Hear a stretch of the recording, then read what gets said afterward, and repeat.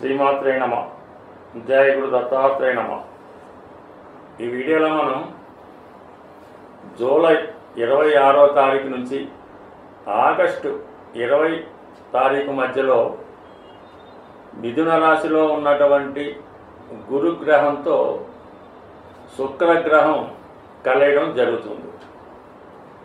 ఈ రెండు శుభగ్రహాలు కూడా మిథున రాశిలో సుమారుగా 26 రోజుల పాటు కలిసి సంచరించడం జరుగుతూ ఉంటుంది.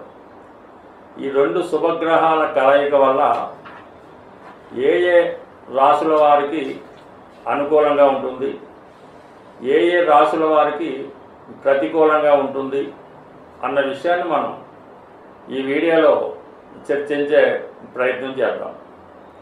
సాధారణంగా మేష,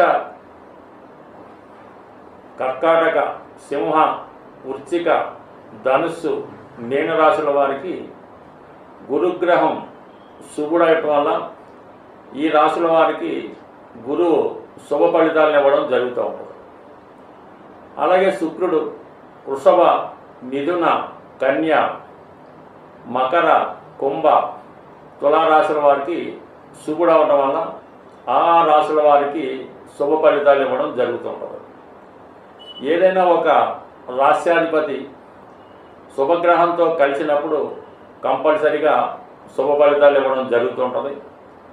అలాగే పాపగ్రహాలతో కలిసినప్పుడు పాపగ్రహాలు పాప ఫలితం ఇవ్వడం జరుగుతూ ఉంటుంది. మరి సాధారణంగా ఒక జాతకుడికి వివాహం జరగాలన్నా, సంతానం కలగాలన్నా, సంస్కారవంతంగా ఆరోగ్యంగా ఉండాలన్నా కంపల్సరిగా గురువు యొక్క అనుగ్రహం తప్పనిసరిగా ఉండవలసి ఉంటుంది. అలాగే వివాహం తర్వాత ఆ దంపతుల మధ్య అన్యోన్యత ఎలా ఉంటుంది, వారి యొక్క కాపురం ఏ విధంగా ఉంటుంది, ముఖ్యంగా వివాహం తర్వాత జాతకుడు అదృష్టవంతుడు అవుతాడా, దురదృష్టవంతుడు అవుతాడా, ఏ విధంగా అతని లైఫ్ డిసైడ్ అవుతుంది ఆఫ్టర్ మ్యారేజ్ అన్నది శుక్రగ్రహ సంచారం బట్టి, జాతకంలో వాడి వ్యక్తిగత జాతకంలో ఉన్నటువంటి శుక్రగ్రహ ప్రభావం బట్టి ఈ ఫలితాలు రావడం జరుగుతూ ఉంటుంది. సాధారణంగా జాతకంలో ఉన్నటువంటి ఫలితాలని ఈ గురువు శుక్రగ్రహాలు తమ సంచార రీత్యా శుభ ఫలితాలు ఇవ్వడం జరుగుతూ ఉంటుంది. సాధారణంగా గురువు కానీ శుక్రుడు కానీ సప్తమంలోకి వచ్చినప్పుడు సప్తమాధిపతి కలిసిన వివాహం జరుగుతూ ఉంటుంది. అదే గురువు పంచమంలో కానీ భాగ్యంలోకి వచ్చినప్పుడు సంతానం కలుగుతూ ఉంటుంది. అంటే మిగతా గ్రహాల కాంబినేషన్ ఉంటుంది. అలాగే జాతకంలో జాతకుడికి ఆ దశలు కూడా జరుగుతుండాలి. ఇవన్నీ జరుగుతున్నప్పుడు జాతకుడికి శుభ ఫలితాలు రావడం జరుగుతుంటుంది. బట్ ఏదైనా ఇప్పుడు కలిసినటువంటి ఈ శుక్ర అలాగే గురుగ్రహాల కలయిక, అది కూడా మిథున రాశిలో బుధుడి యొక్క రాశిలో సంచరించడం వల్ల ప్రస్తుతం ఈ మూడు గ్రహాలు బుధుడు, శుక్రుడు, గురువు కూడా మంచి శుభ ఫలితాలు, అంటే ఒక రెట్టుకు రెండు రెట్లు కాకుండా 3 రెట్లు శుభ ఫలితాలు ఈ రాశుల వారికి, ఆ రాశ్యాధిపతులు ఉన్నట్టు వారికి, అవి ఏ రాశిని చూస్తున్నాయో వారికి శుభ ఫలితాలు రావడం జరుగుతుంటుంది. సో అందువల్ల ఏంటంటే ఈ ఫలితాలు మీకు సంపూర్ణంగా అందాలంటే మీ వ్యక్తిగత జాతకంలో కూడా అవి ఆ ఫలితాలు రాసిపెట్టి ఉండాలి. దానికి తగు విధంగా మీ దశ కూడా సంచరిస్తూ ఉండాలి. ఇవన్నీ కలిసి వచ్చినప్పుడు ప్రస్తుతం మనకు అనుకున్నటువంటి ఫలితాలు యాక్టివేట్ అవ్వడం జరుగుతుంటుంది. సో అది ఏ రాశి వారికి ఏ విధంగా జరుగుతుందన్నది మనం వివరంగా తెలుసుకునే ప్రయత్నం చేద్దాం. కర్కాటక రాశి వారికి జూలై 26 టు ఆగస్టు 20 మధ్యలో ద్వాదశ భావంలో ఏర్పడినటువంటి గురు శుక్రుల కలయిక ఈ రాశి వారి మీద ఎటువంటి ప్రభావం చూపుతుందన్న విషయాన్ని మనం పరిశీలించే ప్రయత్నం చేద్దాం. మరి కర్కాటక రాశి వారికి ఇప్పుడు ఉన్నటువంటి గ్రహస్థితి పరిశీలించినప్పుడు అష్టమ స్థానంలో ఉన్నటువంటి రాహు మీరు చేసే ప్రతి ప్రయత్నంలో కూడా వ్యతిరేకత, ఇబ్బంది రావడం జరుగుతూ ఉంటుంది. మీరు మంచికి వెళ్తే చెడు వచ్చినట్టు కనబడుతూ ఉంటుంది. అయితే ఇప్పుడు ఈ రెండు గ్రహాలు 12వ భావంలో ఏర్పడటం వల్ల మిమ్మల్ని ఇప్పుడున్నటువంటి సమస్యలని బయటపడవేసే అవకాశం ఉంటుంది.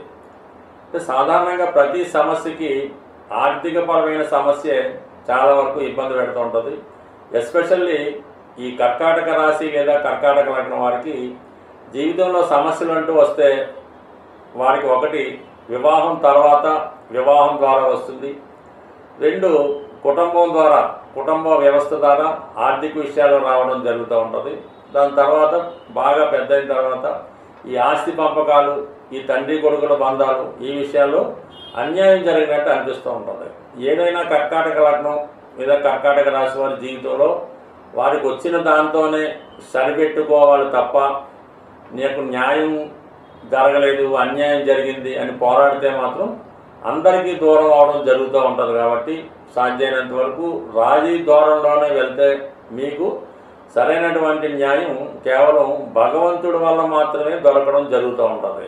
ఈ మనుషులు అంటే మీ యొక్క జీవిత భాగస్వామి అవ్వచ్చు, మీ కడుపుటి పుట్టిన సంతానం అవ్వచ్చు, మీ తండ్రి తల్లి కూడా అవ్వచ్చు. వీళ్ళందరూ కూడా కన్నా మీకు భగవంతుడి సహకారం ఎక్కువగా ఉంటుంది తప్పి వీళ్ళు ఏం చేసినా దాన్ని ఓర్పుతో భరించి కేవలం మీరు భగవంతుడిని నమ్ముకుంటేనే జీవితంలో సంతోషంగా ఉండడం జరుగుతూ ఉంటుంది. కర్కాటక రాశి వారికి ఉన్న పెద్ద బలహీనత ఏంటంటే గతంలో ఏదో జరిగిపోయింది దాన్నే పట్టుకొని ఆలోచిస్తూ అప్పుడు అలా జరిగింది అలా చేసి ఉండకూడదని జీవితం రాబోయే జీవితాన్ని కూడా నాశనం చేసుకోవడం జరుగుతూ ఉంటుంది. ఎప్పుడో ఒకసారి జరిగిందని ప్రతిసారి అలా జరిగే అవకాశం లేదు. ఇప్పుడు ఉన్నటువంటి గ్రహస్థితి కంపల్సరీగా మిమ్మల్ని అభివృద్ధి వైపు తీసుకెళ్లే అవకాశం ఉంటుంది. ముఖ్యంగా గురువు 12వ స్థానంలో ఉండడం ఆల్రెడీ మనకి ఒక 2 నెలలుగా అక్కడే ఉన్నాడు. కొన్ని ఫలితాలు కొంతమందికి రావడం జరిగింది. ఇంకా కొంతమందికి వారి జన్మజాతకంలో దశ బాగులేనప్పుడు ఇంకా వేరే కారణాల వల్ల ఉన్నప్పుడు కొన్ని ఫలితాలు రాకపోవడం జరుగుతూ ఉంటుంది. ఇప్పుడు దానికి శుక్రగ్రహ అనుగ్రహం తోడైంది. ఈ శుక్రుడు ఎప్పుడైతే గురువుతో కలిశాడో గురువు అత్యంత బలవంతుడై తప్పకుండా తన ఫలితాన్ని ఇవ్వవలసి ఉంటుంది. ఒకవేళ తను ఇవ్వకపోతే ఎక్కడ శుక్రుడు తన యొక్క ఫలితాన్ని మీకు అందిస్తాడనే భావంతో అది ఈర్ష అనుకోవచ్చు, అతని యొక్క స్వభావం అనుకోవచ్చు. అందుకని గురువు ఈ ఫలితాన్ని మీకు ముందుగానే ఇవ్వడం జరుగుతూ ఉంటుంది. అలాగే ఇద్దరు కూడా పోటీ పడి ఇవ్వడం జరుగుతూ ఉంటుంది. మహాశక్తివంతమైనటువంటి మరణం నుంచి తప్పించి అలాగే చనిపోయిన వాళ్ళని బ్రతికించగలిగే అపూర్వమైనటువంటి మృత సంజీవిని విద్య కేవలం శుక్ర భగవానుడు మాత్రమే పొందడం జరిగింది. అందుకని మనకి ఏదైనా ప్రాణాపాయ సమయంలో కానీ ఆపత్ సమయంలో కానీ శుక్రగ్రహ అనుగ్రహం పొందినప్పుడు కంపల్సరీగా ఆ జాతకుడు ఆ ఆపద నుంచి ఈవెన్ కోమాలో ఉన్నా ఇంకా డాక్టర్లు మనకి పనిచేయదని చెప్పే స్థితిలో కూడా మీరు శుక్రగ్రహ అనుగ్రహం పొందితే ఆ కోమా నుంచో ఆ చావు బతుకుల నుంచో బయటపడడం జరుగుతూ ఉంటుంది. మరణం అన్నది చాలా విషయాల్లో జాతకుడికి ఒక వ్యక్తికి రావడం జరుగుతూ ఉంటుంది. కేవలం మరణం అంటే ప్రాణం పోవడమే కాదు, అటువంటి సన్నివేశాలు అనేక సార్లు జరుగుతూ ఉంటాయి. మీరు ఒకసారి అబ్జర్వ్ చేసుకుంటుంటే మీ జీవితంలో అనేక సార్లు చనిపోతే బాగున్నాం, ఎందుకు వచ్చిన జీవితం, ఇలా ఓడిపోయిన ప్రతిసారి విజయం ఇచ్చే ఏకైక గ్రహం మీకు శుక్రగ్రహ అనుగ్రహం. అటువంటి శుక్రుడు మీకు చతుర్థ లాభాధిపతిగా ఉండడం జరుగుతుంది. ఒకటి చతుర్థం అంటే మాతృస్థానం, 2 స్నేహితుల యొక్క స్థానం. ఈ 2 గ్రహాల యొక్క ఈ శుక్రుడు గురుగ్రహంతో కలిసి ఉండడం వల్ల ఈ శుక్రుడు గురువు కూడా అనేక రెట్లు బలాన్ని పుంజుకొని మీ యొక్క అదృష్టాన్ని కలగజేయడం అవుతుంది. అంటే ఏదన్నా ముఖ్యంగా ఆగిపోయిన చదువు, ఆగిపోయినటువంటి పెళ్ళి, అలాగే సంతానం యొక్క అభివృద్ధి, విదేశ ప్రయాణాలు, ముఖ్యంగా డబ్బు లేక ఏదైతే మీ జీవితంలో ఎప్పటిదాకా ఆగిపోయిందో ఆ సమస్య ఈ ధనం వల్ల అయితేనే వేరొకరు సహకారం వల్లనే తిరిగి అది కంప్లీట్ అవ్వడం జరుగుతూ ఉంటుంది. అంటే మీరు ఇప్పుడు చేయవలసిందల్లా సంపూర్ణంగా భగవంతుడి మీద అనుగ్రహం పెట్టి ధైర్యంగా ఆత్మవిశ్వాసంతో మీరు మీ యొక్క ఏదైతే అనుకుంటున్నారో దానికోసం ప్రయత్నం చేసినప్పుడు 100% మీ ప్రయత్నం నెరవేరే అవకాశం ఉంది. అది మీకు సంతానమైనా ఇస్తుంది, జీవిత భాగస్వామినైనా ఇస్తుంది, అలాగే వాహనాన్నైనా ఇస్తుంది. ఏదైనా మీ యొక్క జన్మ జాతకంలో అదృష్టం ఉంటే ఈ సమయంలో ఆ అదృష్టం మీకు రాబోతుంది. ఏదైనా ఒక జన్మ జాతకంలో కానీ గోచారంలో కానీ ఆ జాతకుడు మంచి సమయం ఉందా, నాకు ఎప్పటి నుంచి బాగుంటుందని పరిశీలించినప్పుడు శుక్రుడి యొక్క గోచారం కానీ గురువు యొక్క గోచారం కానీ పరిశీలించి పలానా టైం నుంచి పలానా టైంకి బాగుంటుందని చెప్పడం జరుగుతూ ఉంటుంది. అది ఈ 2 గ్రహాలు కలిసినప్పుడు కంపల్సరీగా జాతకుడికి అనుకూలత ఇంచుమించుగా అటు శనివర్గం వారికి గురువర్గం వారికి కూడా లాభం కలుగుతూ ఉంటుంది, అంటే ఇద్దరు కలిసినప్పుడు. సో ఇప్పుడు ఏమైందంటే మీరు శుక్రగ్రహ అనుగ్రహం కావాలంటే కంపల్సరీగా గురుగ్రహం అనుగ్రహం కూడా కావాలి. అంటే గురువు ఒక భావాన్ని కానీ ఒక గ్రహాన్ని కానీ బాగా ఎక్స్పెండ్ చేస్తాడు, ఆ ఫలితాన్ని బాగా పెంచే ప్రయత్నం చేస్తాడు. అందువల్ల శుక్రగ్రహ అనుగ్రహం కోసం లక్ష్మీ అమ్మవారి యొక్క ఆరాధన, గురుగ్రహ అనుగ్రహం కోసం ఆ విష్ణుమూర్తి గారి యొక్క ఆరాధన. అంటే కంపల్సరిగా సిన్సియర్గా మీకు పని జరగాలంటే విష్ణు సహస్రనామ పారాయణ, లక్ష్మీ స్తోత్ర పారాయణ, ఈ రెండు కూడా కంపల్సరిగా చదవండి.